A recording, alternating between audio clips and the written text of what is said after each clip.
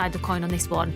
There are lots of wildlife parks who see themselves as the Noah's Ark of the animal kingdom, and some who just get involved in rescues. I went to see some bears who had been rescued, but sadly they hadn't made it. Circus bears, Chinese circus bears.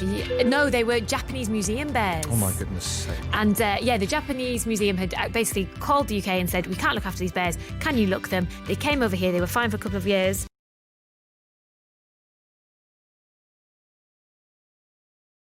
When you talk about bears, you've got to follow anyone who's has an ounce of compassion, which is everybody listening. Animals Asia, because they rescue moon bears from the Chinese bear bile industry, which is utterly barbaric. Some of the attitudes in China towards animal welfare are shocking. Human rights as well, clearly. And they do amazing work with these bears in these tiny little cages, the bile taken from them, their feet have never touched the ground, and they give them a new life, they give them a new beginning, they let them be bears. It's Animals Asia. They're a wonderful organisation run by a woman called Jill Robinson. And I know it's great to have your animal expertise on the programme. Listening to your enthusiasm earlier on about emperor penguins was an inspiration to me. Oh, you're too cat. Do you know what I will say to you? Yesterday, my son walked alongside a capybara in an open cage, and the next time he hears a random disassociated percentage of a far-flung forest being destroyed, now he'll get why I get so wound up about it. Yeah. Because capybaras come from the Amazon and the Amazon's under threat, and now he gets it, because who doesn't love a giant rodent? So I don't want to go from giant rodents to Owain, because those things could not be further far from the I was wondering how you were going to make that link work, actually. Owain, you've rejoined us. Oh, I have. Oh, you two, I'm all cables here, honestly. I'm all tied up. But we've sorted it out now. We've sorted it out now. 50 Shades of Owain. Yeah, wasn't expecting that at 7:40, weren't you? Morning, everyone. We have a weather front draped across the UK once more today. This tied up into an area of low pressure, which is introducing pretty blustery winds. Now, we have seen very heavy outbreaks of rain across western parts of Scotland and Northern Ireland overnight in particular. And as this weather front moves towards the south and the east, we do expect rain to reach parts of North Wales, northern parts of England, into the Midlands as well. The southeast remaining drier and brighter and warmer. Temperatures here potentially reaching about 26, maybe 27 Celsius. Elsewhere, for most of us, between 17 and 21. The winds ease overnight, cloudy, mostly dry. Tomorrow, a drier, brighter story across the board and warmer as well with lighter winds. Temperatures in the mid to high 20s. And yeah, a similar sort of thing on Friday. Plenty of sunshine with the risk of the odd shower. That's the forecast. This is BBC Radio 5 Live. Available on the BBC Sounds app. 5 Live Breakfast. Good morning, it's 7:41. We were talking a lot about schools yesterday, understandably. Perhaps you've been out buying your school uniforms. Perhaps you're getting ready to send the kids back to school. Perhaps you still don't know what to do. Well, the Children's Commissioner for England is calling for schools to be prioritised over pubs and shops when it comes to planning for future coronavirus lockdowns. All age groups are preparing to go back into the classroom in September. In Scotland, lots of pupils will return next week. We looked at the reopening of schools and the effectiveness of test and trace on yesterday's Your Call. I'm not going to be sending my younger one back in September because he is vulnerable. How old is he? And he's 10. It's so difficult, but I've seen him with a cold and he ends up in hospital with a common cold. He would not do well with COVID whatsoever, so I cannot take the risk. I've got a 8-year-old, a 4-year-old and a 1-year-old, and I'm worried about the impact it's had on them not being in school and nursery, because we've really not been managing home education at all. I'm slightly worried about how everybody is behaving at the moment. I see people kind of pictures all over social media of everyone hugging, and I think children going back to school is really important. I think it's less important for people who are going out to pubs and bars and restaurants and socialising on that level, but that's happening anyway. We all agree that it's best for our families and for our children for them to be back in school, but we're going to do our bit. What we need is the government to do their bit on making sure that all the things outside of the school that protect and keep us safe are in place and working effectively, and I'm certainly not sure that that's the case at the moment. Well, listening to that is the Children's Commissioner for England, Anne Longfield. Good morning, Anne. Good morning. So what do you make of that? Are you convinced that the government is doing enough to open schools and open them safely? Well, I'm very pleased that the government and indeed the opposition are very committed to getting schools back reopened for all children fully in September. Children haven't always been at the front of the queue in the lockdown and the coronavirus time so far. So this is very important. It needs to follow through, and it needs to have the right mix of protective factors around it, including test and trace. But we also know, as you've said, that there are future lockdowns potentially on the horizon. And what I'm arguing for is in those decisions around what closes down when, because if there's a lockdown locally or nationally, it's likely that a lot of things will have to close, that actually the children in school should be protected within that, and the door should be the last to close and the first to open. But how likely is that to happen? I mean, I don't know if you were listening yesterday, but we spoke to a mathematician who said unless track and trace is significantly improved, when schools open in August and September, there will be a huge second spike.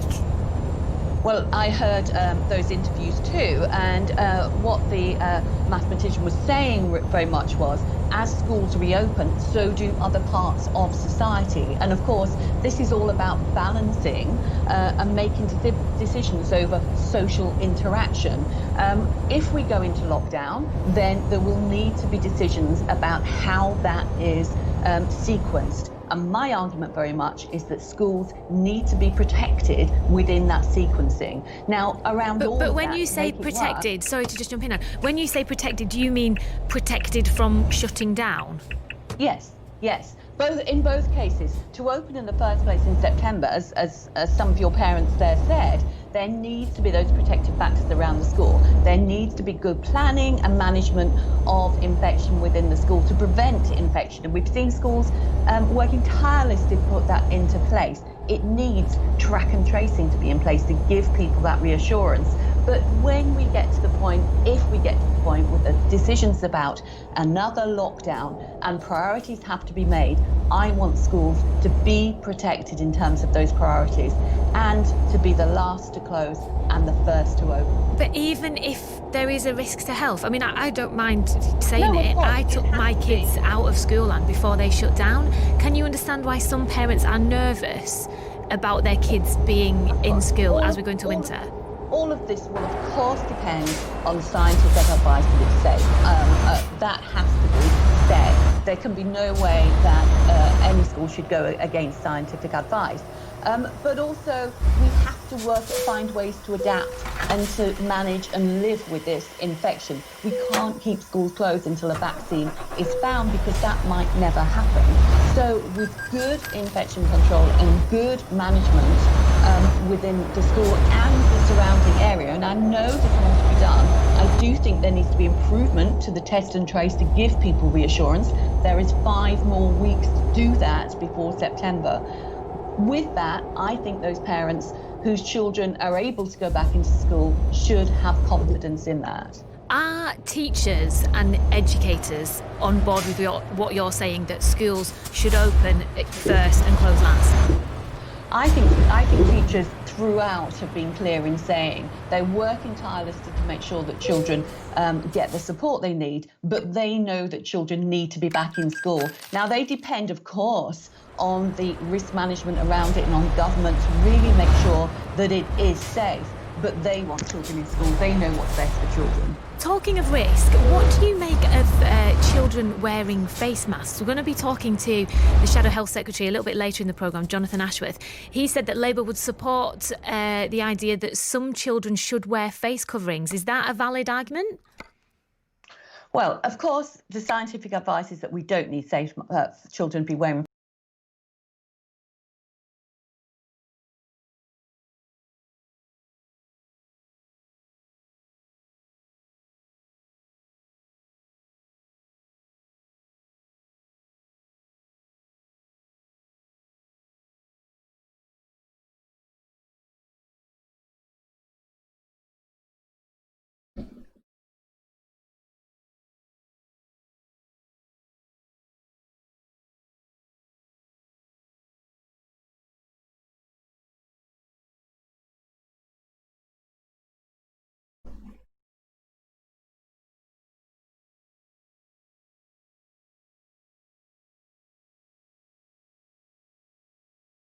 in school. They need to get back on their feet after being absolutely knocked sideways for the last 6 months, and their parents need to work. That's why school is so important. You must be reassured by the fact the government are saying today that their schools will open. They have a clear policy. It's a priority. It's important. But how confident are you that schools will stay open from September to Christmas? Well, I am really pleased and reassured that the government and, as I say, the opposition are now saying that schools will reopen, whatever it takes. But it's not enough. That has to be a first step. It's not enough to just open them in September. They have to have those systems around them to keep them safe. And if a lockdown occurs, they have to be at the head of the queue in terms of keeping them open as long as possible. Anne Longfield, the Children's Commissioner for England, thank you so much for speaking to us this morning. It is 7:49. Here's Honor. This is BBC Radio 5 Live on digital, BBC Sounds, smart speaker and online. That was one of the finest intros I've heard for weeks. It was like you were at the circus. And I loved it. Cartwheeling and backflipping into the studio in her leotards. It's 7:49. I bet you've done so many brilliant things on television. Have you ever done a game show? No. Oh. Is that like, no, I would never do that? No, I was thinking what game show, if you could be the host of any game show, what would you do? Funhouse, getting in there first. Yeah, okay, 85058. Spin that wheel. What was yours, on Nikki? Sorry? Price is Right for Nikki. It was, well, that's why I did it. They still show it on Challenge TV, and whenever they show it, it's like Top of the Pops. They show it on a Friday night, and then people start sending me embarrassing screenshots of their hair. And I hide behind the sofa, and then my children just sort of turn it over to it and see it and cringe. Anyway, here's Honor with the travel. OK, so M73 in North Lanarkshire on the southbound side. Burst water main means they've closed one of the lanes at Moodysburn now. So between Junction 3 and Junction 2A at Gartcosh, one lane down there. The M6 in Cumbria heading south has been an accident. It's near Penrith at Junction 40, heading towards Shap at Junction 39. Again, a lane closed there. The M62 in Cheshire on the eastbound side. Junction 11 at Birchwood. A lorry's broken down. They've closed a lane, but it happened in the roadwork, so it's already really slow. We're heading towards Manchester. Very heavy on that side. The M62 eastbound. The M6 in Warwickshire, and a lorry's having a tyre changed at Rugby at Junction 1 on the southbound side. So they've closed a lane from 1 to the M1 at the Catford interchange. The M27 in Hampshire on the eastbound side at Junction 9 for Sedgensworth. There's been an accident. They've closed 2 lanes, so the carriageway's now down to 1 lane, and it's taking about an extra 10 minutes so far, so it's not too bad. Then lots of localised flooding is still affecting many Scottish routes. Some of them are reopening though, so not too many left. The A760 is still closed. That's at the Beath turn between there and Loch Winnock, both directions affected at Kilburney. The A83, that was a landslip again because of the heavy rainfall, so the rest and be thankful that road's closed now in both directions in Argyll and Bute. Order matching to 5 Live Travel. BBC Sounds. Boost your mood with 6 hours of pure happiness. A seamless selection of songs to make you smile. From nostalgic 90s tracks to bangers that love you belting out a tune in no time.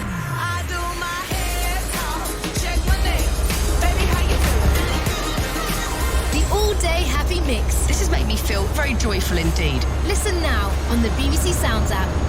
Complex political situation in Beirut. Apart from anything else, the country on the verge of total bankruptcy, and we now know that that has been added to by this appalling tragedy, this explosion, all with the background of COVID, of course. We'll have more on that huge blast that rocked Beirut yesterday afternoon. Journalist, more after 8 on it, journalist Ahmad Yassin witnessed the whole thing. Beirut is desperate. People are desperate. You can just witness their faces. It's sad. And I think it's an accident. I'm still stuck to the hypothesis of saying it's an accident. It's not an attack. It's not a terrorist explosion. Till now, this is what we got reported. And as I say, more about the political and social context of the disaster shortly. It's 7:53. Right, let's talk about cricket. We got Hugh Ferris on the crease this morning for us. So where at the moment are the Ireland cricket team, and where were they last night? More's the question. Kevin O'Brien! Where would they be this morning? He's hit the ball, and he's got the run, and Ireland have done it! Would you believe it? It's Kevin O'Brien, the hero of Bangalore,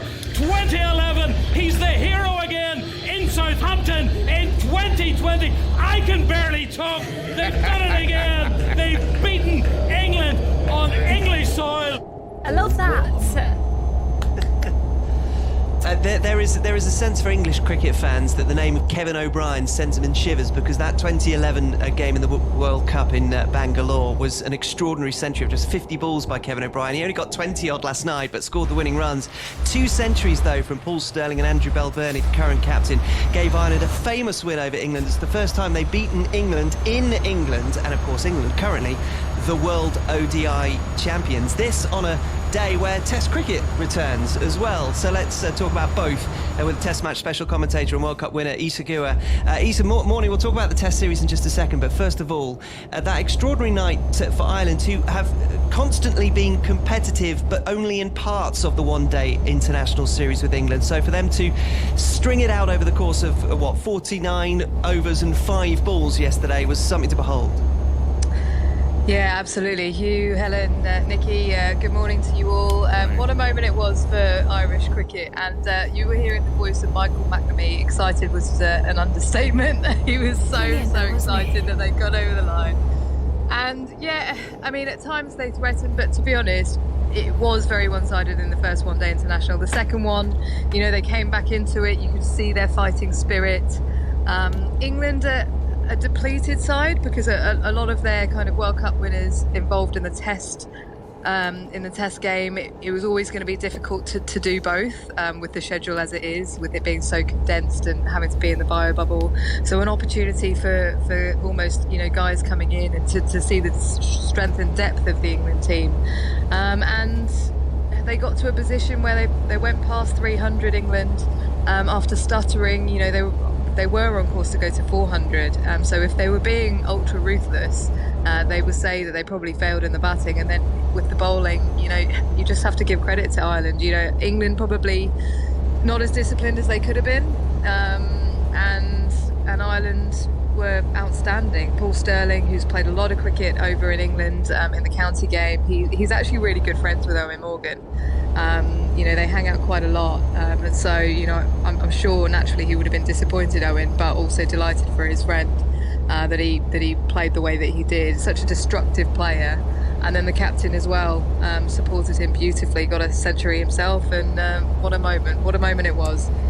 Yeah, and perhaps more of a staging post for Ireland than the 2011 win turned out to be. Can I just ask, I'm so sorry to interrupt, but that is a fascinating point about Eoin Morgan, as to he would have been disappointed. There must be something in his heart that's, you know what I mean? Yeah. I think he's England through and through now. You know, he's been over here for a number of years, since the age of 19. Is he? And you know, he lifted the World Cup with England, but there's an Irish heart. Yeah, I mean, yeah, potentially, but they do take 10 points into the new World Super League. So, you know, if it comes down to it and England don't get through by 10 points, I mean, I'm sure it's not going to happen, but they will look at this game and go, oh dear. But no, it is one of those things. It's just great to see Ireland performing as they did. You know, they want to prove to everyone that they're more than worthy of their place in this Super League, and to upset the big team. So yeah, credit to them. Part sometimes for more than just one team, and actually that's quite relevant, isn't it, Isa? Because England against Pakistan. Rachel, of course, she supports England one week and then it's Ireland. Yes, the next then week. Ireland. It all depends who's winning, Nikki. That's what's most important. But England and Pakistan often, Isa, brings together some of the England-based Pakistan fans who enjoy seeing Pakistan come over and touring. So it's going to be without crowd again at Old Trafford for this Test series. But you'll almost miss that more than you might have done in any of the previous games that we've seen with England this summer so far. Yeah, because of the support that overseas subcontinental teams generally get over here. We saw it in the World Cup. You know, their buzz was just electric at grounds, and we're not going to have that at Old Trafford. We had the India-Pakistan match here in the World Cup last year, and it was just literally people. It was like being at a rave. I'm actually looking at the ground right now, so I'm in the hotel room, I'm on the balcony, and the covers are on, the weather's making its mind up. hopefully we'll get some good play. But I hear that Manchester is turning on the next few days. We're going to have some hot weather. So, very much looking forward to this test series. I think they will present more of a challenge than the West Indies. In fact, Pakistan have won the last 3 out of the last 6 test matches they played against England. So their bowling attack, really, really exciting with the talent that they've got. They've got some really experienced batsmen as well. And yeah, I'm just looking forward to what's going to unfold over the next 2.5 weeks. And we'll be able to hear it on TMS and watch you on the highlights as well from 7 o'clock on each test match day on BBC 2. TMS starts at 10:25. Yeah, look out for those young Pakistan bowlers. Naseem Shah, who's 17, Shaheen Afridi is 20. And one thing about bowlers, I don't think England will drop Stuart Broad again for this one, that's for sure. We'll be talking about Beirut, schools and to Jonathan Ashworth after 8 o'clock this morning.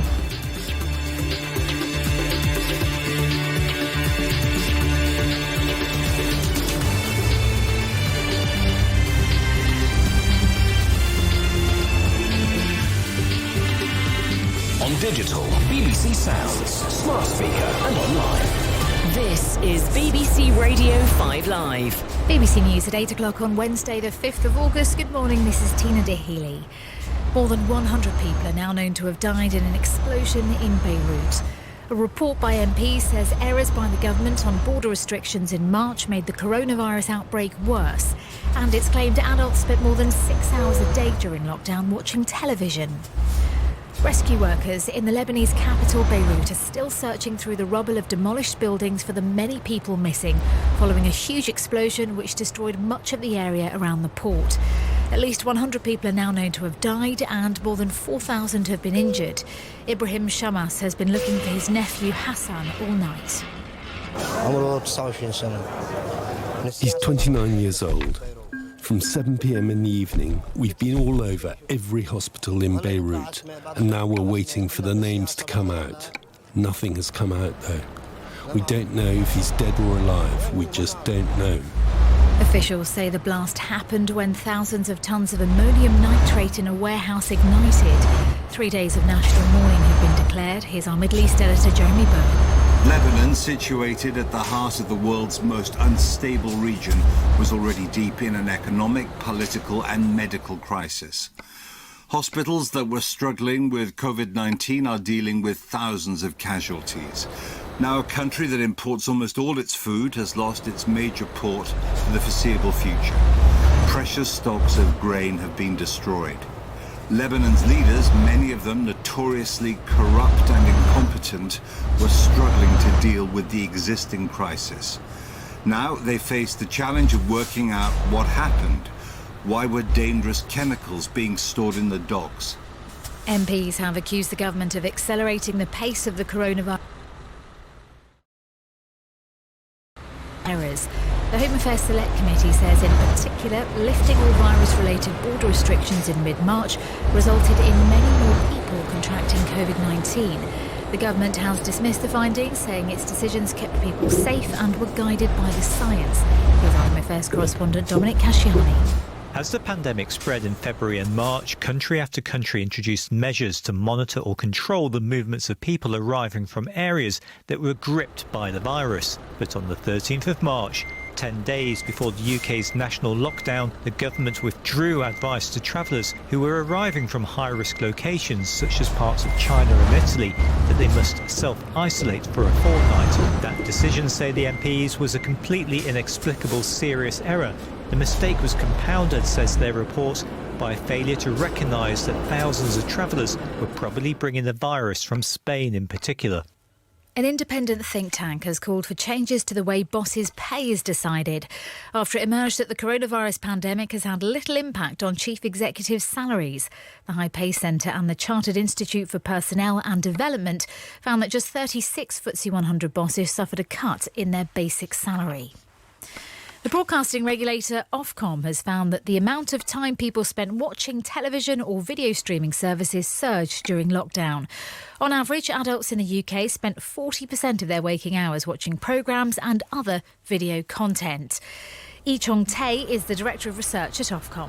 The way we watch TV is unrecognisable from 10, even 5 years ago, and lockdown has really accelerated those changes. At its peak, we were watching a whopping 6.5 hours a day of TV during lockdown and spending twice as long watching streaming services like Netflix and Disney+, which attracted over 12 million new subscribers.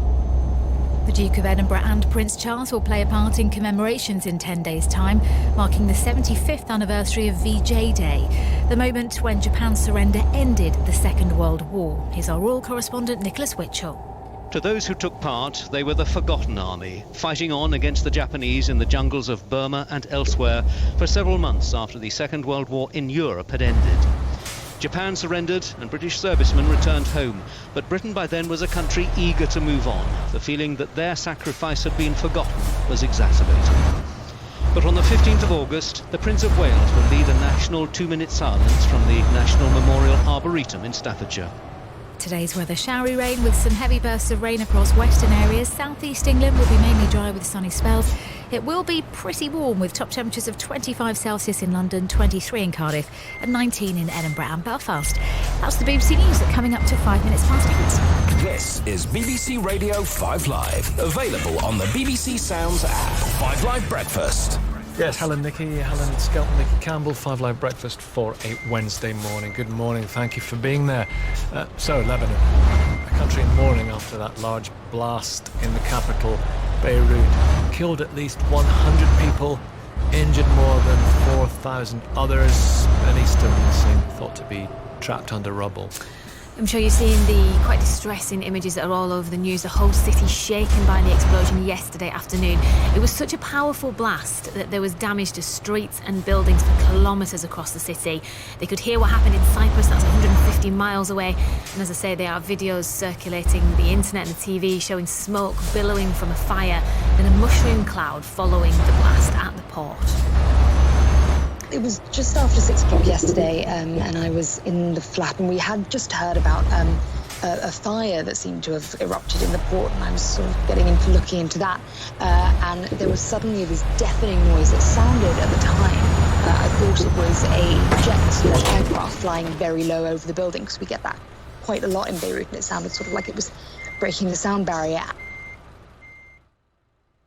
Head out and see that when there was an almighty crash, a blinding flash of white light came first, and almost blew me off my feet. I threw myself into a corner, and at the same time all the doors and windows were ripped off their hinges, glass flying everywhere, the contents of the apartment flying everywhere, and after I sort of picked myself up from there, obviously, ears ringing, went outside, and everybody on the street seemed to have had a similar experience. People emerging looking very shaken, bloodied, multiple injuries, lots of injuries, like mine, minor injuries from glass. We're a few blocks set back from the port, but obviously much more serious injuries for people who were closer there, and some people who had parts of buildings fall on them. Where I am, the walls are for the most part still standing. All the glass is gone from the majority of the buildings, and as I look, I can see the port from the balcony of my building. As I look towards it, almost all the glass in all the buildings I can see have curtains hanging off, pipes hanging off, electricity wires down everywhere. All around me this morning I can hear the clang of people clearing up glass from the streets and metal piping and all sorts of debris. I watched the sunrise over the port. There are these iconic big cranes standing over the port that are still standing. Birds flying, the sunrise, everything was very quiet, and then just below that, complete destruction. Well, we spoke to Layla earlier on. Layla Malana Allen, Middle East correspondent for the French international news channel France 24, and she had to go to hospital with a pretty badly injured leg. Meanwhile, rescue workers are continuing to search through the rubble. The death toll is expected to rise. It's already risen to over 100 this morning. Hospitals are struggling to meet the need for treatment, and supplies of key drugs are running low. Let me just correct that. Layla didn't go to hospital because she thought the hospitals would be too busy, despite the fact that her foot was pretty badly injured. She was really downplaying it when she spoke to us, but I know it was a pretty nasty injury. President Michael Owen said over 2,700 tonnes of ammonium nitrate had been stored unsafely in a warehouse for 6 years. He scheduled an urgent cabinet meeting for today, said a 2-week state of emergency should be declared. Now, this explosion comes at a really sensitive time with the country's economic crisis reigniting old divisions, plus tensions are also high ahead of Friday's verdict in the trial of 4 suspects for the murder of the ex-Prime Minister. Right, Dr. Sajjan Gohel is international security expert for the UK-based think tank, the Asia Pacific Foundation. Dr. Gohel, we're very pleased to have you on the programme because of your expertise and knowledge on this country. What about this particular situation? What do you think about what has happened? It is unprecedented, and that is something to put into perspective when you look at the country of Lebanon that has suffered a bitter civil war. The country was healing for some period of time, but then sectarian politics always remains under the surface. And then, as you mentioned, it's been hit very badly by the coronavirus, and it is suffering also from an economic turmoil. And with that combined and this explosion, you're looking at a city like Beirut that has been completely devastated.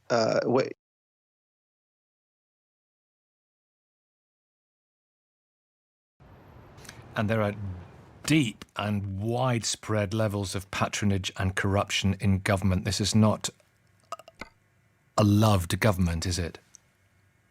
It's a very complicated government because it's a system of cohabitation where different sectarian groups, different religious entities have to cooperate and sometimes work together. So the president is a Christian, the prime minister is a Sunni Muslim, the speaker of the assembly is a Shia Muslim. And each has a different vested power interest, a different political agenda. And it's often worked, but it's been a sort of organized chaos. No one can quite work out why it's working, but it does. And the worry is that this particular incident, this explosion, may open many wounds, because one has to question why 2,750 tons of ammonium nitrate was being kept in this port. We know that Hezbollah, the Shia militant group, has a very strong control over that port. Now, if they were not involved in this incident, they certainly would know potentially why it happened. And that may become a problem when it comes to investigating this, because it could unearth a lot of unpleasant issues and open up a lot of skeletons. Such as?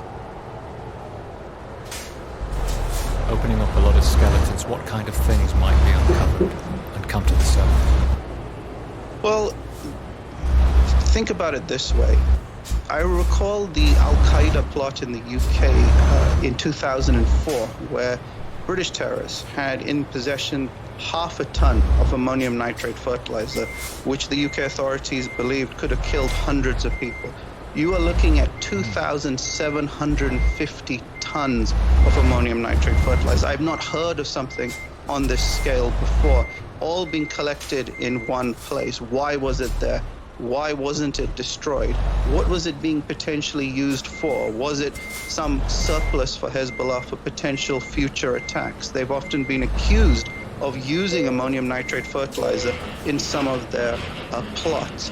And often there has been accusations that the port in Beirut has been a funnel for all kinds of clandestine activity. Many people didn't comment on it, they wished it away, they didn't want to think about it. Now it's out in the open, literally. You're looking at a port that has been completely destroyed. It is going to hurt Lebanon's economy from a country that's already reeling from turmoil, massive unemployment, and the coronavirus, which has also hurt Lebanon significantly. For a country that's already on its knees, this now has taken place. Yes, and as you say, debts, huge debts several times the size of the economy. Back to this ammonium nitrate, it's fascinating what you say. In this warehouse for 6 years, there have been reports that a ship carrying a similar quantity of the chemical unloaded its cargo in 2013. We still don't know what caused the chemical to ignite, but worryingly, apparently it ignites only under the right circumstances, I'm reading, and those circumstances are difficult to achieve. So the plot does thicken. Well, if there is foul play involved, we may never necessarily get to the truth of what has transpired. And the timing is also significant and also unfortunate because, as you mentioned earlier, there is a tribunal verdict due on Friday to do with the death of former Lebanese Prime Minister Rafiq Hariri, who was killed in 2005. The suspicion has long been that Hezbollah were involved, along with elements of the Assad regime in Syria. And when the initial news came out of this explosion, there was concern that had this been deliberately orchestrated. Now, it's unlikely that any group like Hezbollah would want to do this because they are going to lose out significantly from their own investments and whatever they control on the port. But if there is foul play, it's going to create a lot of concern that this could stoke up further sectarian problems. And right now, Lebanon can't afford any more additional headaches than it's already experiencing. The hospitals were already overflowing before yesterday's explosion. And now on top of that, you've got tens of thousands injured. And even though they're saying that the death toll is 100, I'm very concerned that that is going to really shoot up today. Let's talk about Hezbollah. We were hearing earlier on from an expert from Chatham House talking about Lebanese society, that many people aspire to a secular society. Well, it has been a liberal secular society, a cafe society. People enjoy going to the beach. People enjoy going to the beach and wearing exactly what they want to wear on the beach as well. What is called a free mixing, disparagingly by many Islamists, is the norm. And yet Hezbollah's influence has been increasing, and they've been exerting their moral judgment on some people who have been enjoying the sunshine and the sea. So, I mean, how are they viewed in society? Do they have, I mean, how much support, I suppose, is the question, do they have? Well, Hezbollah's primary support in Beirut is in South Beirut. This is a movement that has got a lot of support within the working class Shia districts of South Beirut. Politics is very sectarian. It is based on religion. You have coalitions sometimes where they can come together, different religious groups, but with common ideological purposes, whether it is liberalism or conservatism. But unfortunately, nothing can change the fact that it is communal politics that decides Lebanon's fate. And then you still have outside elements that can guide what takes place internally, even though the Cedar Revolution of 2005 managed to force out the Syrian occupation. The Assad regime still has quite a large influence in what takes place inside Lebanon, as does the Iranian regime, and both entities back and support Hezbollah.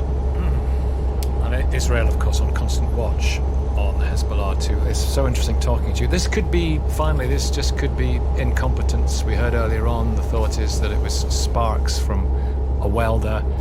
We could be constructing all sorts of theories, but it might just be a cock-up, a dreadful mistake. It could be. Unfortunately, it doesn't change the ground realities as to what has transpired, and perhaps it is at the very least, a timely reminder to everybody what the devastation of ammonium nitrate fertilizer can do. The visuals that we've all seen of people taking footage on their mobile phones should be a reminder that we have to be very careful with these explosive substances and try and decommission them as quickly as possible and not stockpile them, because that port being destroyed, it's going to take potentially years for Lebanon to recover, and they can't afford just a few days of their port being out commissioned. So think about that. Well, thank you. Dr. Sajan Goel, international security expert for the UK-based think tank, the Asia Pacific Foundation. It's 8:17. This is BBC Radio 5 Live on digital, BBC Sounds, smart speaker and online. We were talking earlier to the Children's Commissioner, who says that schools should be prioritised over pubs in the event of a second lockdown. Getting lots of texts on this. No surprise there. Old Dog says that lady obviously doesn't have a son or daughter who's a teacher. My daughter is a teacher and is terrified to go back. It's impossible to safely have a class of 6-year-olds. They don't understand what's going on. Teachers are forgotten lambs to the slaughter. Their lives matter too. 85058 if you want to contribute. Someone else has said, can you find out about the face shields? Our library staff are wearing them and they look so much more user-friendly than a normal face mask. I hate the idea that children will be asked to wear masks in school. School is about fun and socialisation as well as learning. Could face shields be the answer? I assume that Sue there is talking about those ones that you see hairdressers wearing. You know, you sort of have a headband and a big plastic shield. Another one. Talking about socialisation, on a lighter note, perhaps, on the front page of the Sun this morning, no manky panky. Yeah. Sorry, you shouldn't laugh. No, you should. Romps banned in Manchester. What's going on here? The rest of the UK at Nookie Risk 2. Or is this the Financial Times? I'm trying to work out. Anyway, couples in the locked down northwest who do not live together were last night banned from having hanky-panky, rumpy-bumpy, shall we say in an old-fashioned way, unless they splash out on a hotel. What's going on here? Who's policing that? The morality police. Quick, let me in. Meanwhile, let's move on. I'm so sorry that we have these awkward conversations and then we go, okay, let's just go to Owain. It's right up Owain Street. It absolutely is. Yes, of course. We've tarnished your name this morning, Owain, haven't you? We've had you tied up in cables and locked away in illicit hotel rooms. Anyway. I know. And now I've got faux fur draped over a clothes source over my head to make the sound better. So, you know, we're moving into all sorts of Widow Twanky, which allows me to say manky panky widow Twanky. Oh, perfect. I hope your mum's not listening. The weather, yes. Morning, everyone. So we are moving into something much more settled and warmer, actually, over the coming days. Although if you live across southern and southeastern parts of England, you'll have started to see that already as high pressure builds. So this is where we'll see the highest temperatures today. You know, we probably get up to about 26 or 27 Celsius in East Anglia, southern and western parts of England. Elsewhere, 17 and 21 Celsius is what we can expect across much of Northern Ireland, Scotland, the rest of England and across Wales. We have a weather front moving in areas. Very gradually, I think this will fizzle out as we head through this evening, and the winds will ease as well. Tomorrow looks drier, quite a cloudy day with sunny spells and feeling warmer. And we'll see those temperatures rise then on Friday to the high 20s or the low 30s in Celsius for many of us. That's how it's looking. We look at the roads for you. The M73 in North Lanarkshire, and we've got a burst water main. It's on the southbound side at Gartcosh at junction 2A, so they've closed a lane. The M6 and in Cumbria on the southbound side, the accident's still at the scene at Penrith at junction 40. There's a lane closed for recovery of the vehicles. The M62's been really slow in Cheshire on the eastbound side heading towards Manchester. It's because of a broken down lorry which is being recovered at 11 Birchwood to 12 at the Eccles interchange, so just before the M60, and it's where the roadwork section is as well. Also looking slow in Cheshire, the A556 approaching the M6 at junction 19 for Knutsford, and that's because of a broken down van, but 20-minute delays on that. Then the M40 in Oxfordshire, a breakdown in one of the lanes at junction 7, that's at Tame. It looks as though it's very slow on the M4 as well, with another breakdown on the eastbound side heading towards London, junction 10 at Woking, and one lane blocked.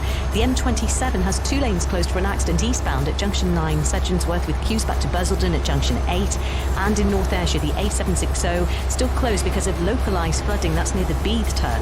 Quite a few roads are still closed in Scotland. Lancashire has localised flooding as well on certain routes. The A83, just the latest on that, it's still closed at Landslip. That's in Argyll and Bute, and the rest, and be thankful. Orna Merchant, Nightlife Travel. Across the UK. This is BBC 5 Live. 5 Live Breakfast.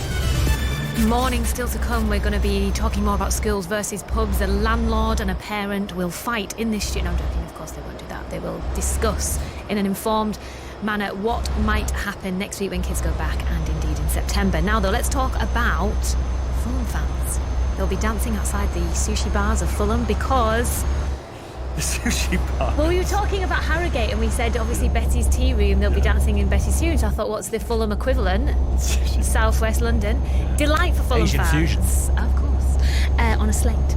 Heartbreak for Brentford fans this morning because last night's playoff final did not go the way of the Bees. 2 spectacular extra time goals from left back Joe Bryan gave Fulham a 2-1 victory and has sent them back to the Premier League. For manager Scott Parker, it's a chance to finally relax after a season that has lasted over a year. I've been so engrossed in sole mission is to try and get the club back up that you lose sight. And you win a game on a Saturday, I go home, have a beer and have a bit of Chinese takeaway with the family, and before you know it, I'm then thinking, if we lose against Reading on Saturday, all of a sudden it's going to be back on top. So I hope that tonight I can probably sit back and next week and 10 days have a deserved rest and look back and chill. I would not want to be a football manager for all the tea in China. Congratulations, Scott Parker, though. Hopefully he does manage to get to celebrate for at least 24 hours. Let's speak to the former Fulham midfielder Lee Clark, who spent many years in the Premier League with the club. How closely were you watching? How dramatic was extra time, Lee? Hi, Helen. I was watching it very closely. It was very special to me. As you said, many great years there. And obviously Scott's an ex-teammate of mine at Newcastle also, so lots of connections there, and Did just you speak delighted. to him? Did you speak to him after? Just via text message. So I think he would have had possibly thousands of those, but he just sent a quick reply back. So yeah, delighted. I seen him earlier in the season when I was down at the cottage when the fans were allowed, and I was at this home game v Swansea and had a chat with him then. I've obviously been a manager myself, so I understand the feelings he has. You cannot enjoy it. You cannot enjoy anything. As soon as you win, you're worried about the next game. But hopefully you can enjoy the next week or so, then start prepping for the Premier League. Morning, Lee. It's Hugh here. The plans that Scott Parker and the owners make will be very interesting, because a couple of years ago, Fulham spent, more than £100 million after promotion. It didn't really work. Villa did the same this season. It nearly didn't work for them. So what lessons do you think that the owners will have learned, and what kind of money do you think Scott Parker will need, bearing in mind he's particularly pleased with what the squad has achieved this season?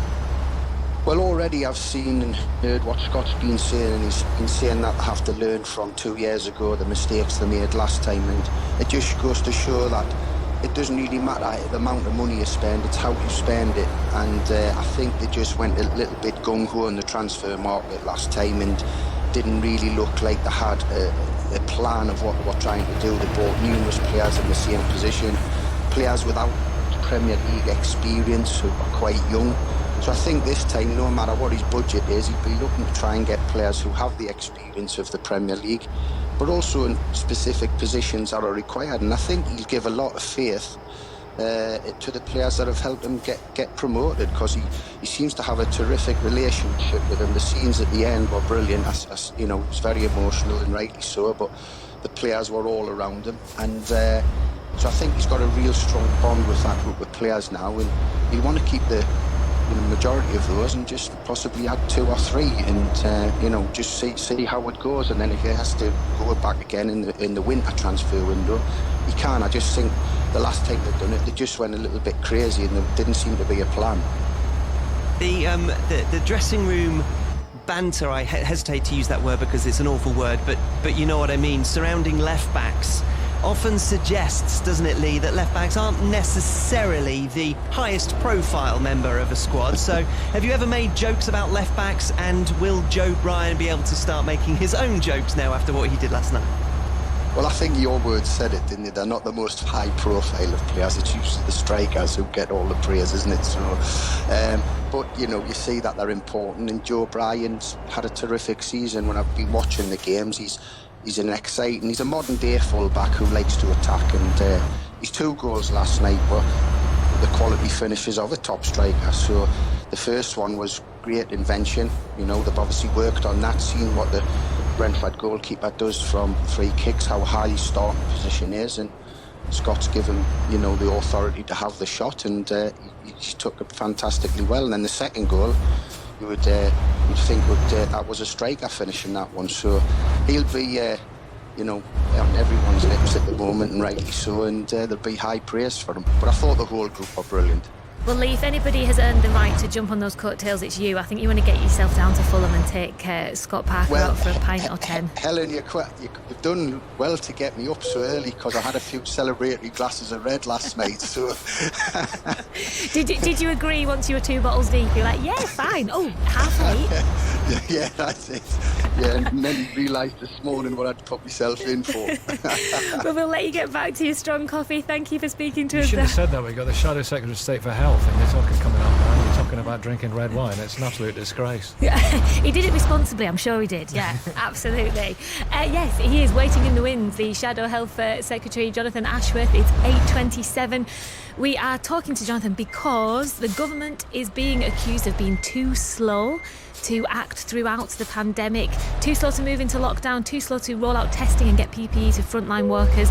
That was all set out in an article in the Guardian newspaper off the back of an interview Sir Keir Starmer, the Labour Party leader, did. He says Number 10 is not acting fast enough to save lives and jobs, and it's time for the government to up its game. Jonathan Ashworth, it's so easy with hindsight though, isn't it, to say they should have done this, they should have done that. In reality, what would you have done different? Well, I think what we're saying is that, yeah, there were mistakes made early on. I think everybody accepts that. They were too slow into lockdown, they didn't protect care homes, they didn't PPE to staff. They actually stopped tracing back on the 12th of March, and on the 13th of March, there's been a report today, said they dropped their advice for people returning from abroad to quarantine themselves. And of course, we now know that the virus has seeded by people coming back from Italy, France and Spain. But look, we understand mistakes have been made, and I think a lot of people would understand that mistakes have been made in these circumstances, but we don't want to see the same mistakes made again. And what we're saying to the government now is this August is absolutely critical. It is so important to get the things fixed that need fixing, like the testing, the tracing, in order to prepare us for the winter. Because yesterday there was a big report out, I don't know if you saw it, there was a big report out from some experts, from some professors, it was published in The Lancet, who said that the tracing system is simply not working at the level it needs to work to keep us safe, to get the schools back, and to get and for us to avoid a devastating second wave. So we're saying to government, use this 4 weeks of August. These are very, very precious, valuable 4 weeks. Use them to fix the problems in the system. So in light of what was said in that study yesterday, we talked about it a lot, we've touched on it again this morning, because understandably lots of people are eagerly listening. The time kids are getting ready to go back to school. Where do you stand then? Do you still prioritise opening schools next week in Scotland and in a few weeks in England, despite the fact that this track and trace system isn't where it should be, according to scientists?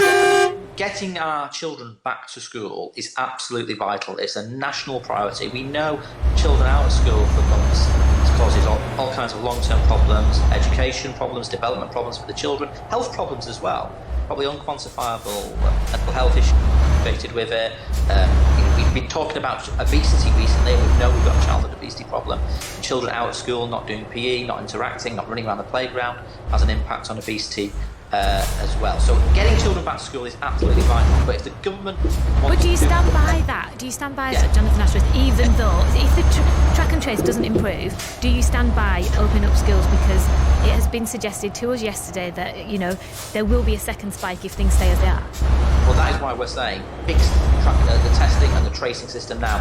Expand testing to that. We need mass testing. We need to be testing people whether they've got symptoms or not. We know a lot of transmission is due to people who don't know they've got the virus, are asymptomatic and passing it on. So we should be expanding testing to priority groups like care home staff, care home residents, NHS staff. They should be tested routinely on a weekly basis. But Would you do that and shut schools? Do you support the idea there has to be a shut pubs? Do you support the idea there has to be a trade-off? It's pubs or schools? We don't want to get there, and that's why you get testing and tracing working. You shouldn't need to get there. But if it comes to it, if tough decisions have to be... You just dropped out at a crucial point there, Jonathan Ashworth. So if it comes to it... When it comes to it, schools must come first. This is the world of doing all this from home, and your next internet keeps ringing you. But yes, schools must come first. They have to be the priority. So you would shut pubs? We would understand. If the government need to take a tough decision, we would understand that. But they could avoid this, because that decision will impact the economy. Lots of people work in pubs, obviously. It's not just about whether people can stop going out for a drink. It's also about the people's jobs. If the government wants to avoid that, they need to really, really fix testing and tracing now. And these 4 weeks are crucial. I know everybody wants, I'm sure lots of ministers want a holiday. I don't begrudge them a holiday. I understand.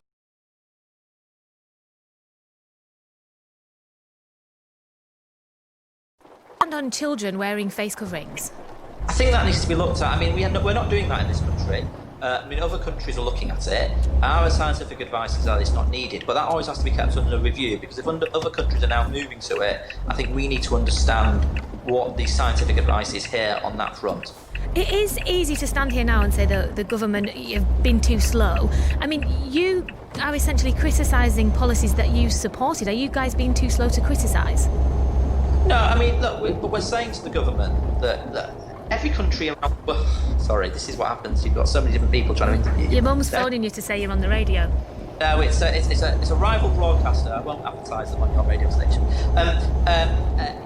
Look, I think everybody would understand that in this unprecedented global crisis, governments would have made mistakes. Sadly, we seem to have made, or our country seems to have made a number of mistakes, which is why we've now ended up with the highest death rate in Europe, because we did things like we didn't close down mass events early enough, we didn't go into lockdown early enough, we didn't impose quarantine rules, we abandoned testing. Other countries didn't go down that line. But I think what people would say now is, don't make similar mistakes again when we know we're heading into a difficult winter. Use time to prepare for the winter that is coming. Before we let you go, I have to quickly ask you, what about Len McCluskey? He said that Labour would be wrong to count on the money from Unite. This is, in the back of what he said about the payouts to anti-Semitic whistleblowers. How worried are you about losing that Unite money? We will take all action to stamp out the poison of anti-Semitism and the culture that allowed anti-Semitism to fester in the Labour Party, and we'll do that regardless of whether we get donations or not. I mean the trade unions contribute to the Labour and are affiliated to the Labour Party because we are the party of working people, and I'm sure that relationship will continue. Jonathan Ashworth, Deputy Health Secretary, please apologise to your next broadcaster who kept trying to ring you during that. Thank you for speaking to us this morning. It is 8:34. On digital, BBC Sounds, smart speaker and online. This is BBC Radio 5 Live. Good morning, it's Helen Skelton, Nicky Galway with 5 Live Breakfast. Your call coming up at 9 o'clock. Of course, we've got some headlines for you at 8:34. Rescue workers in the Lebanese capital Beirut are still searching through the rubble of demolished buildings for many people missing, following a huge explosion which destroyed much of the area around the port. At least 100 people are now known to have died and more than 4,000 have been injured. MPs have accused the government, as we've just been hearing, of accelerating the pace of the coronavirus pandemic in the UK by making a series of critical errors. The Home Affairs Select Committee says, in particular, lifting all virus-related border restrictions in mid-March resulted in many more people contracting COVID-19. The broadcasting regulator Ofcom has found that the amount of time people spent watching television or video streaming services surged during lockdown. On average, adults in the UK spent 40% of their waking hours watching programmes and also other video content. Rockstar Neil Young is suing Donald Trump's re-election campaign to try to stop the president playing his songs at campaign rallies. Young is claiming a breach of copyright for the use of Rockin' in the Free World and Devil's Sidewalk. And in that song, that beautiful song after the gold rush from that wonderful album from way back, which is still seen as an absolute classic, he has the line, Mother Nature on the run in the 1970s. I mean, visionary about the eco-catastrophe and the eco-disaster. It's like a Joni Mitchell song. They took all the trees and put them in a tree museum and you had to pay whatever it was just to see them. They knew it was happening. Have you seen Lorax? Talking of films and everybody watching more TV, you'd love it. It's a kid's film, but it's brilliant. It's about trees and how they're a rarity. You'd enjoy it. They are beautiful. We don't value trees enough. Walking through the park, walking through Clapham Promenade, look at the trees. Speak for yourself. I've got a 5-year-old. He's always 20 feet up them. I wouldn't do that. Listen, you were saying, Hugh, earlier on, you don't like the word banter. No, well, using the actual word banter is much better than using the phrase #bants, which is pretty much outlawed in my life. What's your alternative to the crack that goes on? Well, there you go, there's one. Yeah, badinage. Badinage. Yeah. How's the badinage in the Fulham dressing room and all that stuff? I thought you put that very diplomatically, Hugh. My brother's a left back, and I think you left backs around the country will be fist pumping you for that. One of my best friends is a left back, and I make sure that I make him pretty embarrassed about it every time I get the opportunity to speak to him about it. Danny McGrain. There we go. Danny McGrain. there's always balance. Danny McGrain, great player, was a right-footed player, but was able to play at left back, I think I'm right in saying, because he was so versatile, so that Sandy Jardine, the great right back, the Celtic Rangers combination back in the 70s, was... Not the first time or the last that's ever had to happen. And I mean about right-footed players. No, but right-footed players playing at left-back is what I meant, not you boring anybody. Scott Parker says he will relax for a moment before starting to worry again after leading Fulham straight back to the Premier League. Joe Bryan scored twice in extra time. He's a left-back as they beat Brentford 2-1 at Wembley in the Championship playoff final. They're back in the top flight at the first time of asking in Parker's first full season in charge. And their former midfielder Lee Clark has just been speaking to 5 Live Breakfast. He says that Fulham will try and learn from the mistakes that they made after their previous promotion 2 years ago.